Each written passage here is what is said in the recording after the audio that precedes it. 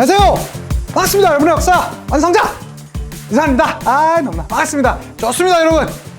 한능건 벼락치기 함께하고 계십니다. 이번에 세 번째 시간이고요. 오늘은요, 고려의 정치 파트 완전 벼락치기로 끝내버리도록 하겠습니다. 자, 15강 고려의 전체 흐름부터 한번 가보도록 할게요. 고려는 사실은 되게 간단해요. 호족, 문벌귀족, 무신정권, 권문세족, 신진사대부로 이어지는 바로 그 지배층의 변천과 함께 여기 밑에 나왔었던 주요 왕, 주요 인물들 딱 정리해버리면 고려 정치는 사실은 다른 파트보단 조금 쉽게 갈 수 있거든요. 하나씩 한번 가보도록 할게요. 그 전에 지진한강이 했던 거긴 하지만 간단하게 한번 살펴보겠습니다. 901년에 견훤이 후백제 지금의 전라도 일대에서 만들었었고요. 자, 901년에 후고구려를 송악에서 궁예가 건국했습니다. 그 사이에 이 후고구려가 왕건을 보내가지고요, 나주 지역의 금성 지역 일대를 점령했었고, 그러고 나서 후고구려는 마진, 태봉 등으로 이름을 바꾸었었다. 당시에 이 마진, 태봉의 최고의 관서가 광평성이라는 관서가 있었고요. 자, 그러다 궁예가 그냥 아주 폐악질을 하자 궁예 내쫓고 왕건이 918년도에 고려 건국했고요. 자, 그 과정 가운데 견훤과 왕건의 싸움 중에 신순겸이 왕건 대신해서 죽는 공산전투, 지금의 대구 일대에서 전투가 있었고요. 그로부터 3년 뒤에 고창전투, 지금의 안동 지역 일대가 되겠습니다. 왕건이 견훤한테 승리하는 모습이 있었습니다. 최종적으로 1, 2턴 전투에서 왕건과 견훤이 힘을 합쳐서요, 신검을 무찌르고 후백제가 멸망당하는 사건으로 인해서 후백제가 멸망되면서 후삼국이 통일되는, 즉 고려가 이제 본격적인 이 고려의 시대를 여는 그러한 모습들이 있었다. 물론 그로부터 1년 전에 신라의 마지막 왕 경순왕이 신라가 항복을 하면서 그거에 동의하지 못했던 마이태자는 또 다른 길을 이제 산속으로 들어가는 그런 모습도 있었습니다. 자, 고려를 세우고 후삼국을 통일했던 바로 그 인물 왕건은요, 북진 정책 펼치면서 이쪽에 요 색깔이 달리 보이는 여기 지역 일대까지 차지하는 그런 모습이 있었습니다. 자, 고려는요, 전체적으로 호족, 문벌귀족, 무신정권, 권문세족, 신진사대부로 이어지는 이 5개의 지배계층이 변동되는 과정 중에 있었다라는 거. 10에서 11세기 초까지 이때가 이제 호족이 이 권력을 잡고 있을 텐데요. 거란이 공격해 왔었고요. 자, 그리고 요 12세기 언저리에는 여진족이 고려에 침입해 오는 모습도 있었습니다. 그리고 나서 12세기 말에서 13세기 말까지 정확히 100년 동안 1270년에서 1270년까지 무신들이 권력을 가졌던 무신 정권 시대가 있었고요. 이 무신 정권이 무너지게 되었던 계기는 몽골의 침입에 의해서 그런 모습이 있었습니다. 자, 최종적으로 1270년 개경 환도를 하면서 무신 정권이 끝나게 되었었고요. 그 이후에는 바로 원간섭기라고 하게 되는 원나라의 그 힘을 받아서 권력을 갖고 있었던 권문세족들이 권력을 가지고 있었습니다. 자, 그리고 나서 14세기가 되면서 새로운 자주정책을 펼쳤던 누가 등장하면서요? 공민왕이 등장하게 되면서 신진사대부들이 성장하게 되는 그러한 큰 모습들이 있었다라는 거. 이 14세기쯤에 성장했었던 신진사대부와 함께 당시에 고려를 괴롭혔던 홍건적 왜구를 토벌하면서 등장했었던 신흥무인 세력이 있었는데요. 이러한 신흥무인 세력 등의 대표적인 인물이 최영 이성계가 되겠고, 이러한 최영 이성계의 신흥무인 세력과 신진사대부들이 결합하면서 최종적으로 고려가 멸망하고 조선이 등장하게 되는 그런 모습이 있었다라는 거. 요 흐름들 여러분 꼭 반드시 기억해 두셨으면 좋겠고요. 특히 무엇보다 이 고려는요, 제가 여러분 조선시대 가면 조선시대 왕은 한번 해드릴 거예요. 그렇지만 고려시대는 모든 왕을 알 필요가 없습니다. 딱 4명만 기억하시면 돼요. 한능검의 그 어떤 문제라 하더라도 왕 단독 문제는, 고려에서 왕 단독 문제는 요 4명밖에 나오지 않습니다. 태조, 광종, 성종, 그 다음에 후기에 있었던 바로 공민왕, 요 4명인데요. 하나씩 한번 가보도록 할게요. 자, 태조, 광종, 성종, 잠시 뒤에 이제 왕 정리할 때 하고요. 그 다음에 요 호족 때쯤에 이민족의 침입은 누구라고요? 거란족입니다. 거란족이 침입해 오게 되자 고려는요, 광군이라는 조직을 만들기도 했었으며 1차 때는 서희의 외교 담판으로 강동육주 회복했었고 2차 때는 양규의 활약이 있었습니다. 3차 때는 강감찬이 귀주대첩에서 승리하는 그런 모습도 있었고요. 자, 여진족이 처음에 좀 깔짝깔짝 우리를 괴롭히자 윤관이 별모만 만들었고 딱 쓸어버리죠. 그리고 동북구성까지 만들었었으나 그들이 또 우리한테 빌면서 새롭게 형님 저희가 잘할게요 라고 하자 우리가 이걸 반환했었는데 그 이후로 금나라가 우리나라를 공격하자 우리가 이 군신관계를 맺으면서 화친을 하게 되었었죠. 그 화친을 맺었었던 바로 그 대표적인 인물이 이자겸이 있었고요. 그러니까 이 문벌귀족의 대표적인 상징적인 인물이 이자겸이라는 인물이 되겠고요. 그 다음에 그 이후에는 묘청의 서경천도 운동 내지는 묘청의 난도 있었습니다. 특히 묘청의 난은 서경파와 개경파의 싸움. 서경파는 당시의 수도인 서경을 중심으로 했던 정치 세력이고요. 당시에 권력을 갖고 있었던 대표적인 인물, 김부식 등등이 되겠죠. 금에 사대할 것을 주장했으며 신라 계승의식을 갖고 있었고 유교 중심이었습니다. 그에 비해서 서경파는 평양으로 천도하자라는 것이거든요. 당시에 평양을 서경이라고 했습니다. 그러다 보니까 묘청, 정지상 등등이 핵심 인물이었었고요. 금나라를 정벌할 것을 주장하는 상당히 자주적인 모습을 보여주었습니다. 고구려 계승의식을 갖고 있었고 이 묘청이라는 인물 자체가 승려 출신이거든요. 그러니까 불교 중심이었다가 그다음에 개경은 지금 땅의 기운이 쇠하고 있고 서경은 지금 뜨고 있다라는 거 아닙니까? 그렇게 되면서 풍수지리를 바탕으로 했었다라는 것도 기억해 두세요. 자, 뿐만 아니라 무신 정권 때는요, 정중부, 이의방, 경대승, 이의민으로 이어지는 이 무인들이 권력을 가지고 있었습니다. 자, 그러한 와중에 이의민 이후에는 최충원, 최후 등등으로 이어지는 그런 모습들도 가지고 있었고요. 자, 이의민 때는요, 김보당, 조위총, 망이, 망소희, 김삼이, 효심의 난 등등이 요 언저리에 나왔었고요. 자, 최충원 때는 만적의 난, 최강수의 난 등등이 있었습니다.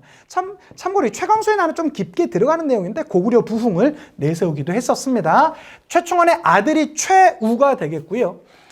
자, 요 언저리 무신 정권이 무너지고 등장했었던 원간섭기 때 권력층이 권문세족이라고 했었잖아요. 자, 그때는요, 친원파가 대농장을 소유하는 때였었고요. 친불교적. 그래서 불교와 권력이 좀 결탁하게 됩니다. 그러니까 당연히 권력과 결탁하면 불교가 타락하는 모습이 있었겠죠. 토지 겸병과 농민 몰락이 나타났었고요. 도평, 의사사와 정방 등등이 권력 기구를 가지고 있었습니다. 자, 새롭게 성장했었던 이 신진사대부는 성리학을 바탕으로 했었으며 공민왕이 그 중심에 있었습니다. 공민왕은 여러분 별표 2개나 있네요. 정말 중요합니다. 신돈을 등용해서 뭔가 개혁 정책을 펼치려고 했었고요. 왕권 강화와 반원 자주 정책을 펼쳤습니다. 또 이때쯤 나왔었던 게 이인임, 최영, 이성계 등과 같은 대표적인 인물이 있었고요. 이성계가 명성을 얻었던 대표적인 전투가 황산 전투예요. 그래서 황산 대첩비 등등도 남원에 남아 있습니다. 그래서 요 전체적인 흐름들 반드시 봐주셨으면 좋겠고, 자, 본격적으로 한번 들어보도록 하겠습니다. 고려의 주요 왕 한 방에 정리하는 16광 내용이 되겠습니다. 그 중에서도 4명 반드시 중요하다고 했습니다. 태조 이성계, 4대 광종, 6대 성종, 그 다음에 이 고려말 이 반원 자주정책의 중심이었었던 공민왕, 요 4명 중심으로 반드시 알아두셔야 됩니다. 먼저 태조입니다.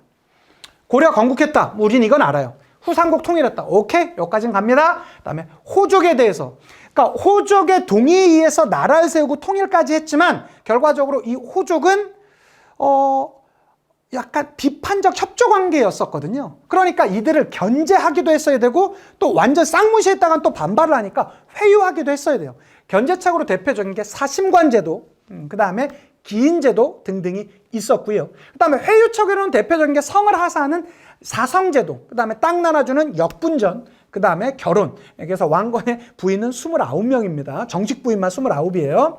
자, 민생 안정책으로 대표적인 게 조세 감면이 있었습니다. 10분의 1 정도 하는 이 조세 감면책으로 당시에 농민들이 환영을 보여주었었고요. 흑창. 요 흑창이 농민 보호책이에요. 이게 뭐에서 이어져 온 거라고요? 고구려의 대표적인 사회제도 진대법의 고려 버전이 흑창입니다. 이게 시간이 지나면서 의창으로 이름이 좀 바뀝니다. 자, 북진정책, 요게 시험 문제 제일 많이 나오죠. 그래서 서경을 중시 여겨요. 고려의 수도는 개경, 지금의 개성이지만 서경, 즉 평양, 또 북쪽에 있지 않습니까? 서경을 중시 여기면서 야, 앞으로 왕들은 3분의 1 정도는 어디 가서 생활해라? 서경 가서 생활해라. 전체적으로 국가의 중심이 북쪽으로 올라가게 되자 영토가 많이 확보되게 되었었죠. 발해 유민을 적극적으로 수용하기도 했었고요. 그래서 청천강에서 영흥만 일대까지의 영역까지 확대하는 그런 모습이 있었습니다. 통치 규범도 정리했었는데요. 대표적인 게 훈요 10조가 되겠습니다. 그 외에도 정계, 계백, 료서 같은 책들을 남기면서 후대 왕과 후대 신하들에게 잘 이 국가를 위해서 더 도움을 줄 것을 권장하고 있습니다. 자, 숭불 정책을 펼쳤었는데요. 대규모 국가 차원에서 불교 행사를 치르게 되었습니다. 연등회, 팔관회 등의 대규모 불교 행사를 국가 차원에서 치르는 모습이 있었습니다. 왕건이 살았을 때만 하더라도 이 체제 안정에 상당히 도움을 주었어요. 그렇지만 왕건 죽고 나게 되자 25명의 왕자가 결과적으로는 어마어마한 왕위 쟁탈전이 벌어졌었고요. 그것을 정리했던 인물이 4대 광종이에요. 4대 광종이지만 광종 역시 왕건의 아들입니다. 그러니까 이 고려 초기 왕건 사후에 엄청나게 혼란기를 보여주는 단적인 사건이라고 할 수 있겠죠. 참고로 이 광종은요, 시험 문제 진짜 많이 나옵니다. 두 개는 반드시 봐주셔야 돼요. 노비안건법과 과거제입니다. 이 두 개는 형광펜 치시고 반드시 중요합니다. 노비안건법은 억울하게 노비가 된 사람들을 검사해서 다시 돌려준다라는 것이거든요. 즉 노비의 수를 줄인다라는 거예요. 노비의 수를 줄인다라는 것은 왕권 강화와 귀족권의 약화를 말한다라고 하는데 이건 왜 그러냐? 노비는 세금을 안 냅니다. 귀족에 포함되어 있는 노비는 세금도 안 되니까 국가 재정에는 도움이 될 게 없고요. 노비가 많다라는 것. 또 하나, 이 노비들은 유사시에 그 귀족들 밑에 있다 보면 오히려 그 귀족들의 사병이 될 수도 있거든요. 자, 그렇기 때문에 이 노비가 줄어든다라는 것은 국가 재정이 좋아짐을 뜻하는 것이고, 또 하나 공개 경쟁 시스템에 의해서 관리를 선발하는 과거제. 당시에 중국 출신의 쌍기라는 인물이 바로 이 과거제를 건의했었고 그것을 광종이 수용하게 되었었다. 너무 중요합니다. 우리나라에서 최초로 과거제가 시행되었던 왕은 바로 광종 때입니다. 뿐만 아니라 칭제 건원, 황제라 칭하고 연호를 사용했었는데요. 광덕 내지는 준풍이라는 연호를 사용했다. 광종입니다. 이건 조금 들어간 내용이지만 가끔씩 물어보고요. 공복을 제정했다라든가 이 호족 세력을 대대적으로 숙청했다라든가 누구라고요? 광종입니다. 엄청난 카리스마로 인해서 호족들을 찍어 눌렀던 광종과 달리 잠시 뒤에 성종 때는 좀 다른 나라인 것이고 경종 때는 시정 정치과 있습니다. 이건 제가 경제 파트 할 때 다시 말씀드릴게요. 자, 광종과 달리 성종은요, 뭔가 유교적 통치 이념을 확립시키는 것을 소망했습니다. 그래서 최승로의 시무 28조를 적극적으로 수용했었고요. 그것으로 인해서 유교 정치를 받아들였습니다. 치국의 도로서는 유교로, 그 다음에 수신의 도로서는 불교로. 그러니까 불교는 개인의 신앙 차원은 불교를 인정하는 거지만 국가 차원에서는 유교를 통치 이념으로 삼는다라는 것이 되겠고요. 자, 12목도 은근히 많이 나옵니다. 12목 동그라미 치시고요. 지방관 파견 요거 기억해 두시고, 그다음에 향리제도도 물어봅니다. 그것도 기억해 두셨으면 좋겠습니다. 자, 뿐만 아니라 태조 왕건 때 국가적으로 아주 많이 장려했었던 대규모 불교 행사를 없애버려요. 연등회 팔관회를 없앱니다. 그 이유, 그는 유교적 통치 이념을 국가의 통치 이념으로 삼았기 때문에 이런 불교 행사에 대해서는 별로 그렇게 좋아하지 않았습니다. 자, 통치 제재 정비했는데요. 대표적인 게 이성육부, 그러니까 중국의 삼성육부를 우리 쪽으로 받아들이면서 이성육부라는 게 나오게 되었었고요. 경학박사, 의박사 등을 파견하기도 했습니다. 그 다음에 국자감 설치, 요거 형광펜입니다. 많이 나옵니다. 국자감. 고려 사람들은 감자국을 좋아한다고요. 감자국, 국자감. 발해 사람들은 주자감이죠. 감자주를 좋아했다. 요거 비교해 주시면 좋겠고요. 의창, 상평창. 의창은 흑창 이름을 의창으로 바꿨던 것이고요. 농민들의 몰락 방지하기 위한 제도고, 상평창은 물가 조절 기구가 되겠습니다. 이게 다 언제요? 성종 때입니다. 기억해 두시고, 목종 때는 개정정치과가 있었답니다. 전현직과 관품을 중요시 여겼다는데 그렇구나 해주시면 되겠고, 현종 때 오도양계라는 지방체제를 정비했답니다. 그렇구나 해두세요. 이것들을 현종의 단독 문제로 나오거나 그러진 않습니다. 무조건 4명 중에 나옵니다. 누구누구요? 광종, 태조, 광종, 성종, 이렇게 우리가 지금 3명 받고 나머지 1명 공민왕 남았습니다. 자, 문종 때 경정정치과가 있었답니다. 이건 제가 그 경제 파트 할 때 다시 한번 말씀드릴게요. 예종, 인종 때는 이자겸의 이자겸이요. 완전히 그냥 이 왕실을 그냥 콩가루 집안으로 만들어 버리거든요. 우리 한마디만 해줄까요? 예인 못된 놈. 예종, 인종 때 바로 이자겸의 난이 있었다. 요거 봐주셨으면 좋겠고, 자, 인종 때는요 이자겸의 난이 있었고, 대표적인 게 또 하나 묘청의 난 내지는 묘청의 서경천도 운동이 있었습니다. 특히 단재 신채호 선생님께서 이 묘청의 서경천도 운동은 조선 1000년 역사 이래 제1대 사건이라고 아주 극찬을 해 주었습니다. 조선사 연구초에서요. 개경파와 서경파. 자, 개경파는 기존에 권력을 갖고 있는 기득권 세력이죠. 개경 중심의 세력입니다. 김부식, 금의 4대할 것을 주장했고, 신라 계승과 유교 중심을 가져가는데요. 그에 비해서 서경파는요, 묘청과 정지상이 중심이었습니다. 금을 정벌할 것을 주장했었고요. 고구려 계승의식과 불교 풍수지리를 바탕으로 했습니다. 자, 의종 때는요, 무신정변이 있었습니다. 이 의종은요, 이의민의 이에서 갈비뼈가 으스러져서 죽어요. 그래서 그걸 뭐라고 한다? 하면서 죽습니다. 의종, 무신정변 기억해 두시고요. 공민왕 나왔습니다. 노국 대장공주의 도움으로 인해서 권력을 찾아갔었던 바로 이 공민왕이 있었고요. 이 공민왕은요, 홍건족 침입해오자 안동으로 피난하기도 했습니다. 여기서 나왔던 게 그 유명한 노다리 밟기가 여기서 나오는 것이 되겠고, 공민왕 하면 반원 자주정책과 왕권 강화 정책, 이 두 가지가 핵심입니다. 첫 번째, 반원 자주정책은요, 첫 번째, 친원파 숙청이 있습니다. 봐주셔야 됩니다. 기처를 숙청하는 모습이 있었고, 몽골풍을 일소합니다. 자, 쌍성 총관부 수복, 이거 정말 많이 나옵니다. 여러분, 형광펜입니다. 쌍성 총관부 수복, 몽골에 빼앗겼었던 쌍성 총관부를 바로 공민왕이 수복하는 모습이 있었고, 정동행성 이문소를 폐지하면서 독자적인 정치 구조를 가져가려고 했습니다. 뿐만 아니라 관제가 격화되었었는데요, 공민왕 때 다시 그걸 회복해요. 그래서 관제 복구 내지는 관제 회복이라고 하거든요. 일부 사사를 이성육부로 회복했다, 이런 표현들이 쓰고요. 뿐만 아니라 정치 인사권에 지대한 영향을 주었었던 정방을 폐지하는 모습도 있었습니다. 자, 뿐만 아니라 왕권 강화 가보도록 합시다. 신돈을 등용시키면서 전민 변정도감을 만들었었는데, 이것은 노비안건법의 더 업그레이드 버전이에요. 노비안건법은, 광종때 있었던 노비안건법은 억울하게 노비가 된 사람들을 풀어주자라는 거 아닙니까? 근데 이것은 억울하게 노비가 된 사람을 풀어주기도 하고, 또 하나 억울하게 땅을 빼앗겼던 사람한테 돌려주자라는 것이기도 합니다. 그래서 권문세족의 토지와 노비들을 몰수하는 그러한 효과가 있었던 게 전민 변정도감. 공민왕이 당시에 승려였던 누구를 등용시켰던 신돈을 등용시키면서 전민변정도감을 만들고 본격적인 개혁 정책을 펼쳤던 거 기억해 두시면 좋겠고, 그 외에도 성균관 개편이라든가 과거제 정비 등등이 있었으나 안타깝게도 이런 개혁은 실패하는 모습이 있었습니다.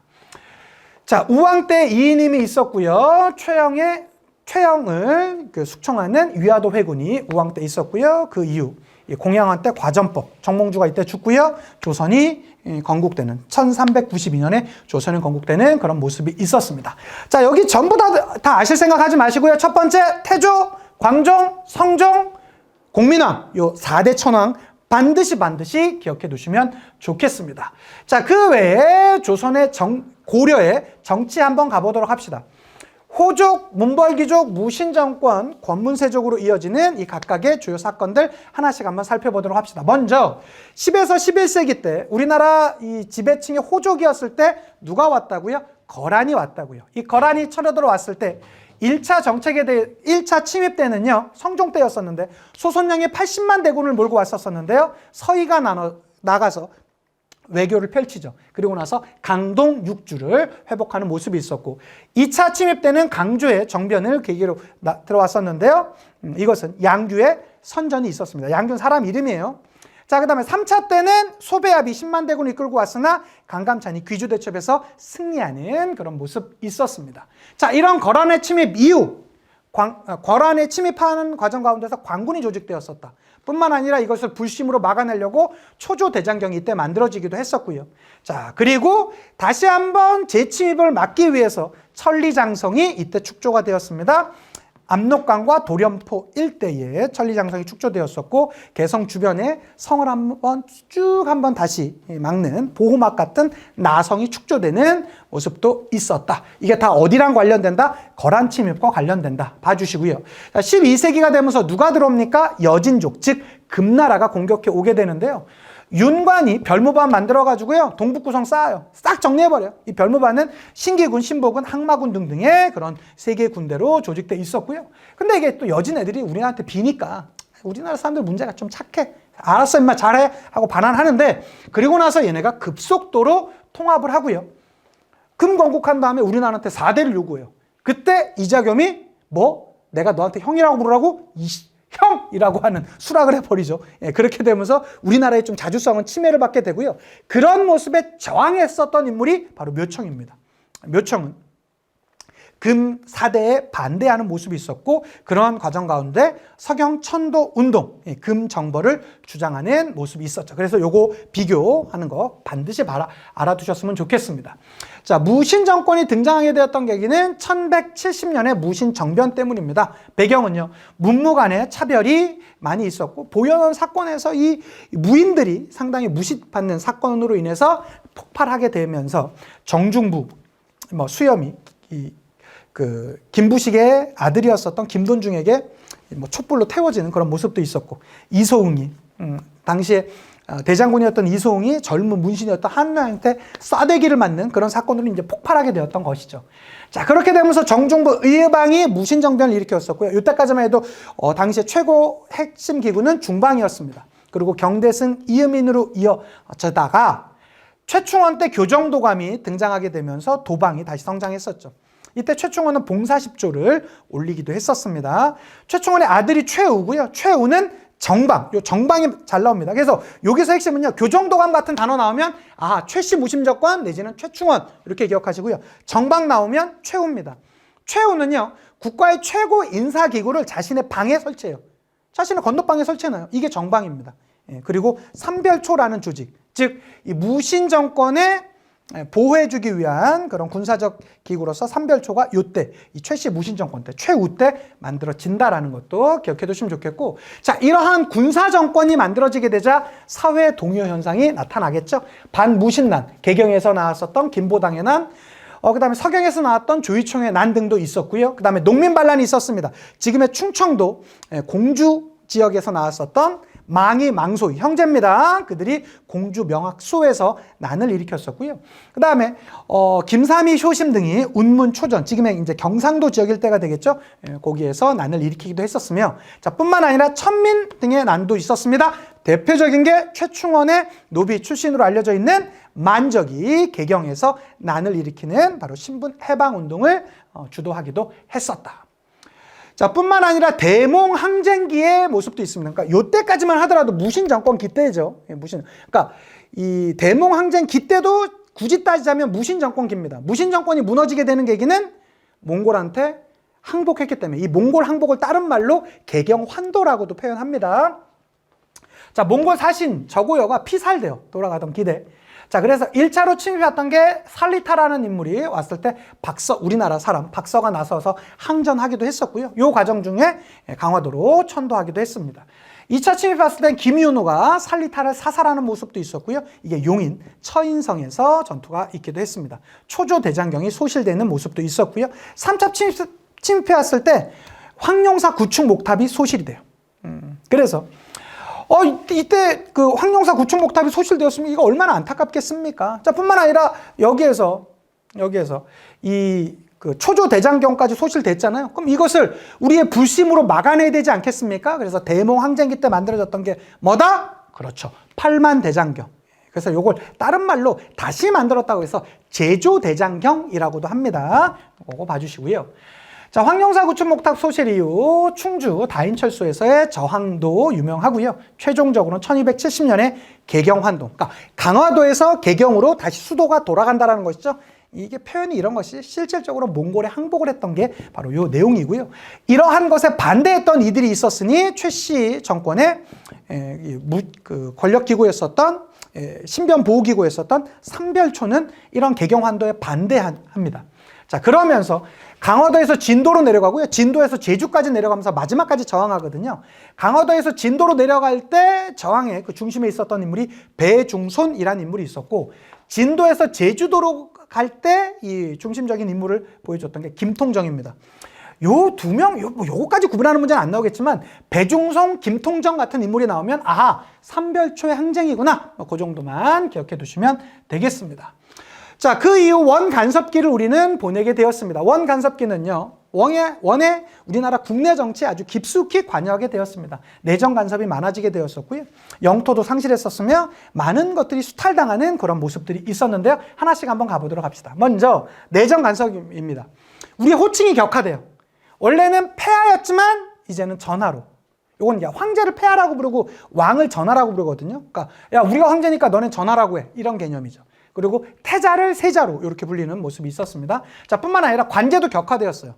그러니까 우리 관제가 원래 이성육부였잖아요. 고려시대 때 관제가. 그런데 이성육부는 우리 황제국이 쓰는 거니까 너네는 한 등급 낮은 체제로 불러. 이게 일부 사사예요. 그래서 중추원을 밀직사라고도 이렇게 하기도 했었고, 무엇보다 당시에 고려에서 왕이 되는 인물들은요, 하나같이 다 어떤 인물? 사위, 즉 몽고인 출신의 어머니든지 아니면 몽골인 출신의 아내를 두는 사람들이 왕이 될 수 있었습니다. 그래서 당시에 고려를 몽골의 부마국이라는 표현을 하기도 했었고요. 우리가 언제든지 이 반란을 꿈꿀지 모르니까 다루가치 등이 파견되기도 했었으며, 정동행성, 이문소 등등이 설치되면서 우리나라 국내 정치에 간섭하기도 했습니다. 뿐만 아니라 영토 상실의 문제도 있죠.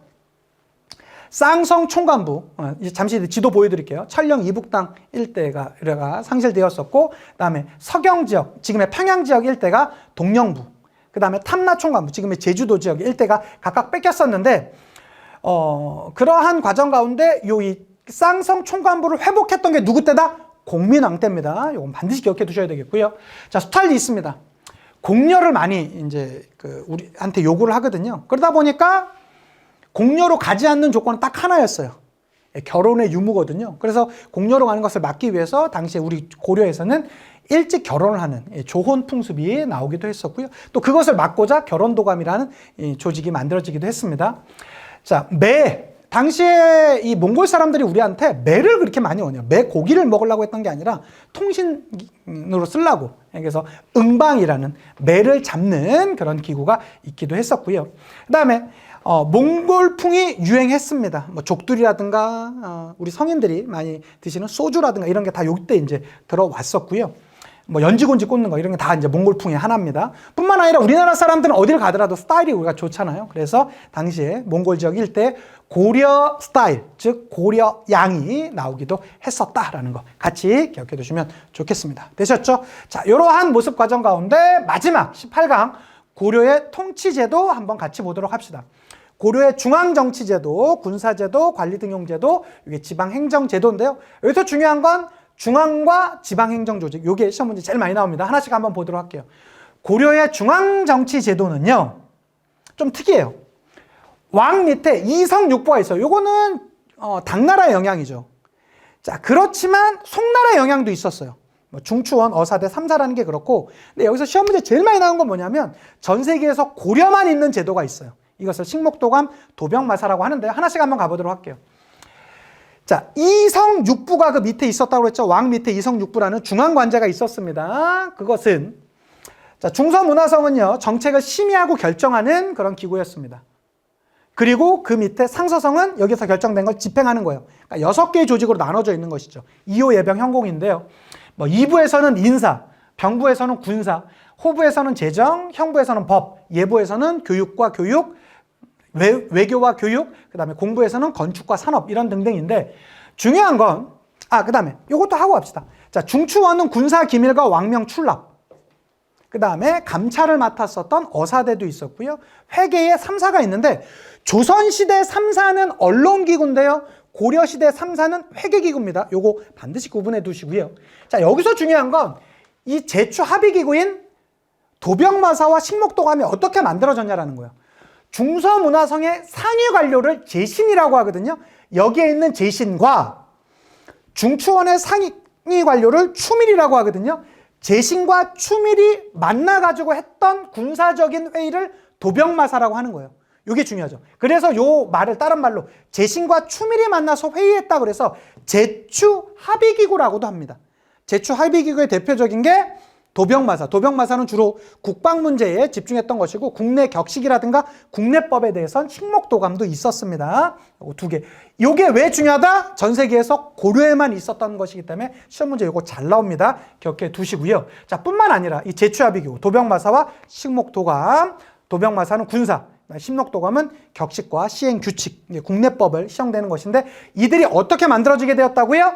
중서문화상의 상위 관료인 제신과 중추원의 상위 관료인 추밀이 모여서 회의하는 임시위원회격인 게 바로 도병마사와 식목도감이었다라는 거 기억해 두시고, 자, 또 하나. 여기 중서문화성의 중위 관료에 있었던 낭사와 어사대 관원들이 만나가지고 일종의 언론기구 역할을 했어요. 우린 그걸 대간이라고 합니다. 이 대간이 가졌던 것은요, 이 동의권인 서경권, 그 다음에 뭐 왕의 정책이나 이런 잘못되는 비판할 수 있었던 간쟁권, 그 다음에 뭔가 부당한 그 명령이 내려오게 되면 거부할 수 있는 봉박권, 이렇게 나뉘어지기도 했었습니다. 왕권을 견제하기도 했었고 귀족권을 견제하는 그런 모습, 즉 이러한 대간, 언론 기능은 왕권과 신권의 조화를 가져오는 가장 큰 기구였었다라는 거 봐주셨으면 좋겠습니다. 이게 바로 대간권. 대간은 누구요? 여기 중서문화성의 중위 관료였었던 낭사와 어사대 관원들이 모여가지고 언론기구 역할을 했다. 그에 비해서 제신과 추밀 등이 모여서 했던 것은 제추합의기구, 당시 고려 최고의 권력기구였던 도병마사가 있었다라는 거 반드시 봐주셨으면 좋겠습니다. 자, 고려의 지방제도로 가보도록 합시다. 고려의 지방제도는요, 경기와 삼경이 있습니다. 뭐 개경, 서경, 동경, 뭐 이후에는 남경이 여기 포함되기도 했었고, 가장 핵심은 이원적 조직이에요. 이게 중요해요. 조선시대는 팔도 강산이라고 하죠. 팔도라는 일원적 행정구조가 있었는데 고려시대 때는 이원적 조직이 있었어요. 즉 군사적인 게 조금 더 중요한 지방제도인 양계가 있었고, 두 개의 계라고 하죠. 그리고 일반 행정구역인 오도가 있었습니다. 요거 구분해 두셔야 됩니다. 그래서 오도란, 잠시 뒤에 지도도 보여드릴게요. 주, 군, 현 등이 가게 되는 일반적인 군현을 얘기하는 것이고, 주로 북쪽에, 외적의 침입이 많은 북쪽에서는요, 양계, 두 개의 계가 있었어요. 거기에는 병마사가 가게 되었으며 그런 것들이 있었다. 그리고 또 하나, 고려의 또 하나의 특징은 뭐냐면 속현과 주현. 우리는 뭔가 머릿속에는 조선 것만 기억해서 모든 지역에는 지방관이 파견됐을 거라고 생각하는데요. 고려시대는 파견되지 않은 현이 더 많았어요. 그 지방관이 파견되지 않은 현을 속현이라고 합니다. 그리고 지방관이 파견된 현을 주현이라고 하는데 주현보다 속현의 수가 더 많았다라는 거. 이게 고려시대 가장 큰 특징입니다.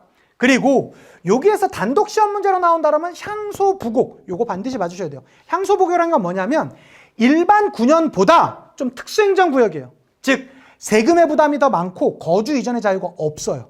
이러한 이게 향소부곡이라는 단어가 나오면 아, 이거 무조건 고려구나, 이렇게 기억해 두시면 좋겠습니다. 자, 그래서 고려와 조선의 지방제도를 구분하자면 이게 있죠. 대표적으로 고려는, 이건 상대적인 개념입니다. 고려와 조선을 비교할 때 고려는 조선에 비해서 중앙 집권 체제가 좀 약했어요. 그에 비해서 조선은 고려에 비해서 더 셌죠. 그 근거가 뭐냐면 속현과 주현이 있을 때, 이 속현이라는 게 뭐라고 그랬죠? 지방관이 파견되지 않은 현을 속현이라고 그랬죠? 속현의 수가 주현보다 훨씬 많아요. 그리고 향리의 수가 많다라는 거. 그 지역을 직접적인 통제할 수 있는, 그리고 향소부곡이 있었다라는 이런 특징이 있는데, 조선시대는요, 속현이 아예 없어져요. 즉 속현이 없어졌다는 말은 전국의 모든 지역에 지방관을 파견했다라는 말이죠. 이게 바로 조선의 특징입니다. 고려와 비교하자면. 그다음에 향리의 힘이 좀 약해요. 여기서 말하는 향리가 이방, 형방, 호방 그런 거 있죠. 우리가 춘향전 보면 사또 막 이렇게 하는 사람들 있죠. 즉 조선시대 때 향리는요, 힘이 좀 약해요.